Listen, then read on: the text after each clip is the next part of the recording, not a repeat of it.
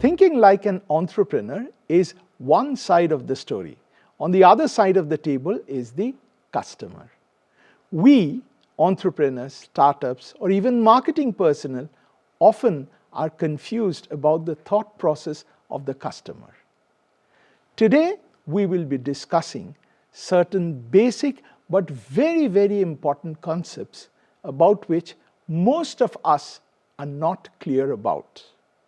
Watch this episode to understand how to think like a customer. Test if your concepts are correct. I am selling a product, but what exactly is the customer buying? The question sounds too trivial and the answer very obvious. I too had my share of confusion, but then it all got cleared when one of my friends shared a real-life anecdote with me. This friend of mine was a salesman at a sports goods company. One summer evening, a lady walked into his shop and asked for a cricket bat. My friend, being the salesman that he was, started to display her a selected range of cricket bats that he had. He went on saying, "Ma'am, this is English willow, this is Kashmir willow, this is for the high stroke players," and he went on and on. The lady was convinced and selected a bat. My friend said, "Shall I gift wrap it?" The lady said, "Why not?" And the deal was done. My friend was happy. Satisfied customer, satisfied salesman. The next morning, breakfast table, the newspaper headlines screamed, "Cheating husband, killed by a wife using a cricket bat." And below, there was the picture of the client of my friend. I will never forget the bewilderment that my friend had, the dumbfounded look when he said, "मैं तो एक cricket bat बेच रहा था, पर वो तो murder weapon खरीद रही थी." I was trying to sell a cricket bat, but all along she was buying a murder weapon, he exclaimed. It took some time for the truth to sink in, and then we realized a producer sells a product, but a customer buys a solution. All customers have some problem or the other, and when they go out to buy a product, they are not buying the product per se, but they are trying to get a product that will solve the problem that he has. The product that provides the best solution is the product that he will buy. Often, the manufacturer does not know why the customer is buying, or how the product acts as a solution for the customer. And he ends up creating a product which nobody likes. So it is important for the manufacturer or the entrepreneur or the startup to know what problem is the product solving. What are you selling is not important. Why it is being sold and how it is being used is the most important thing. Many a times, manufacturer or the entrepreneur does not even know where his product is going or why it is being bought. For example, we have an Indian washing machine company whose sales went up in the north because dhabas were using it as lassi makers. Or even the shoe polish company, which had their sales in Africa go up because people were using it as a hair gel. So understanding what problem your customer is facing and how your product is solving it is vital for you to create a product that everybody wants. A product that adds value to the customer. Talking about value, we come to the next section of today's episode. Here we discuss about what is value. I have with me a bottle of packaged drinking water. Let us not bother about the brand, it is not important, but this is something I paid rupees 20, and this is a sealed bottle, and I have bought it for 20 rupees. Now, what is the value of this bottle of water for me? I know somebody there would be saying, sir, if you have paid 20 rupees for this bottle of water, then it is worth 20 rupees for you. The value of the bottle to you is 20. There will be some others who would be saying, no, 20 is the price that you paid, the value of the bottle is less than that. Maybe 4 or 5 rupees of water, throw in 2 rupees of packaging and advertisement, 7 to 8 rupees is the value of this bottle of water. And there will be some who would be saying, sir, the value of this bottle of water must be more than 20 rupees. That is the reason why you paid 20 for it. And there will be some who would be saying, sir, the value of the bottle of water depends on the context in which it was bought. First, for all those who said the value of the bottle was 20 rupees, they were talking about the value or the price. 20 rupees is the price that I paid. And all those people who talked about it being, the value being around 7 to 8 rupees, were they talking about the value or they were talking about the cost? We often make this mistake of using these words interchangeably. Price is neither the value nor is the cost. Then what is the value of this bottle of water? Just think of it. If I have a steady source of drinking water with me and I am not thirsty, then this packaged water is of no value to me. But then, if the same bottle of water and the same me lost in Sahara Desert, and this is the only bottle of water available, then what is the value of this bottle to me? Priceless, right? So what do you see? The value changes or depends on the context in which the customer buys it. And remember, and the most interesting thing about this concept of value is, this is something that is perceived by the customer. This is not something, the intrinsic value as such. It is not how good your product is, but what is important is how good the customer perceives your product to be. If he perceives the value to be more than the price that you charge, he will buy it. But the moment you charge a price which is higher than his perceived value, he will not buy it.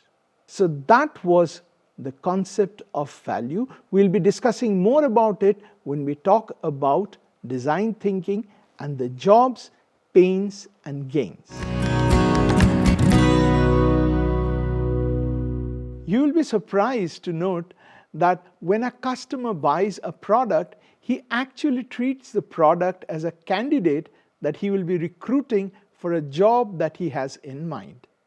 Every product does a job, performs a job for the customer. Consider an app-based taxi service like Ola or Uber. What is the job that the customer has in mind when he approaches Ola or Uber? The basic job that the customer wants the cab to do is transportation from point A to point B. It has to be comfortable, it has to be within expected time. These are the basic things that the customer wants to do. Suppose the cab has all the bells and whistles but does not do this basic job correctly.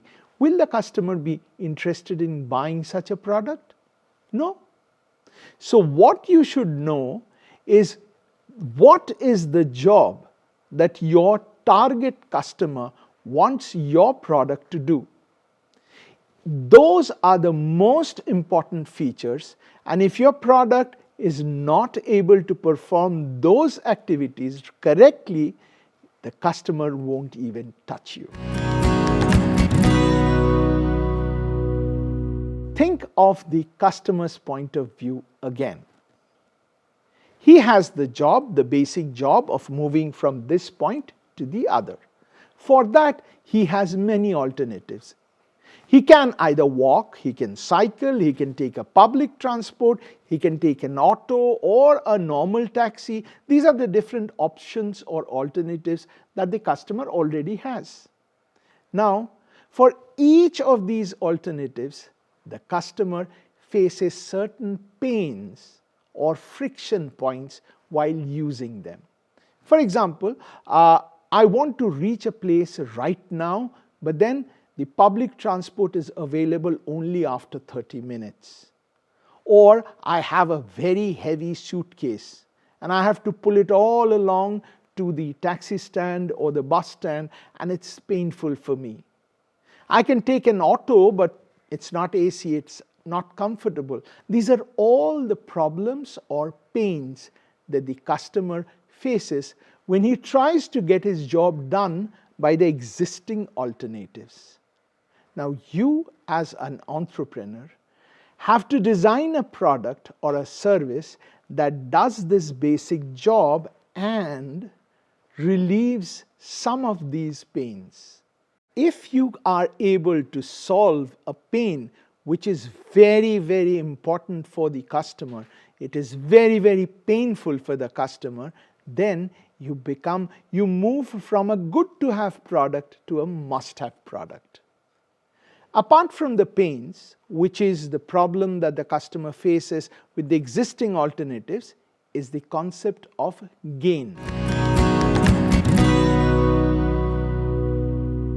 Gain is something which the customer wants in the existing alternatives. He would be delighted if the existing alternatives provided that feature. But currently, none of these existing alternatives provide that feature. So if you can add in that kind of a gain creating feature, the customer would be delighted.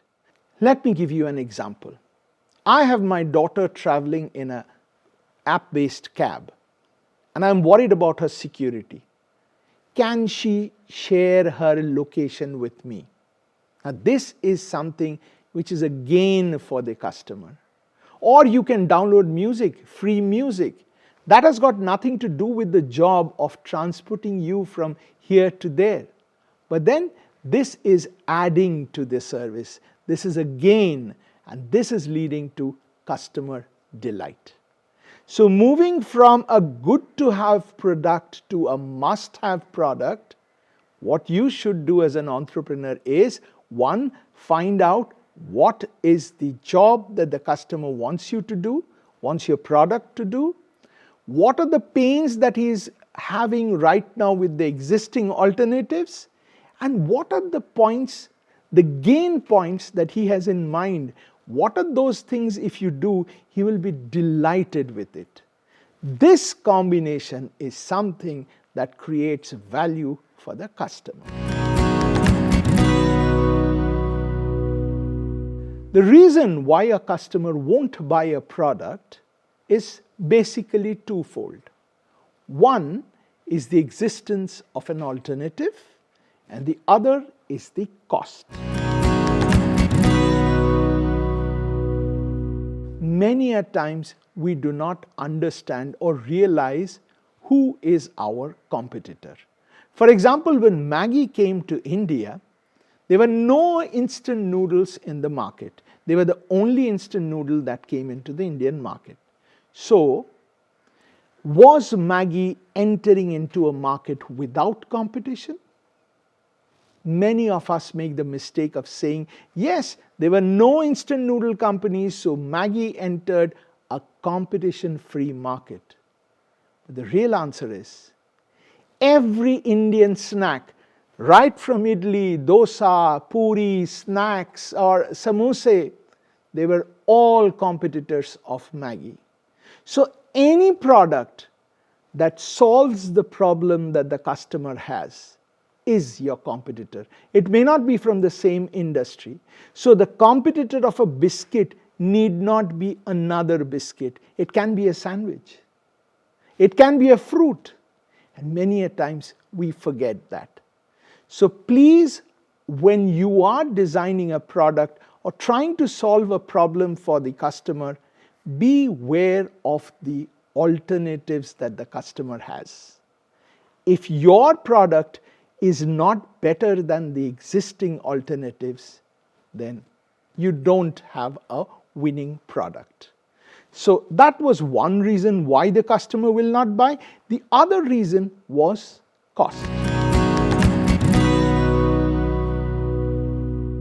Now the cost we are talking about is again something which need not be in monetary terms. Sometimes it is emotional cost, sometimes it's social cost, sometimes it is also a psychological cost. I will give you an example. I have been using for the last 20 years a brand of an aftershave which my father used to use.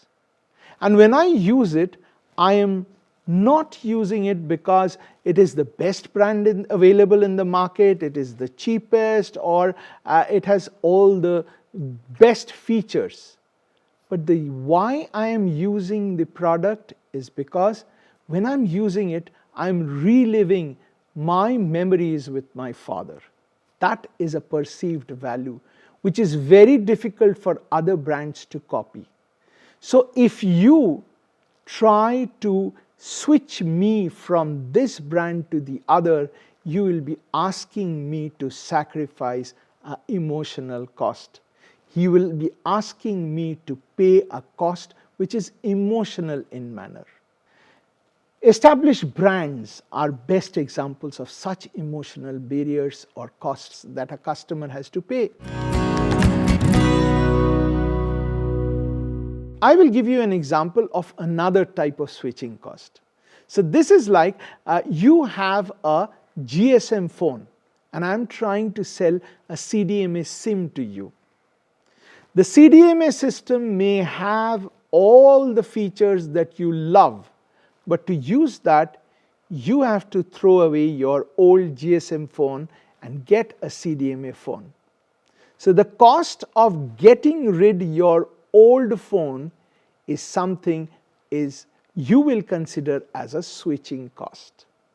This is something the entrepreneur should keep in mind while he is trying to switch the existing alternate from the customer's buying pattern.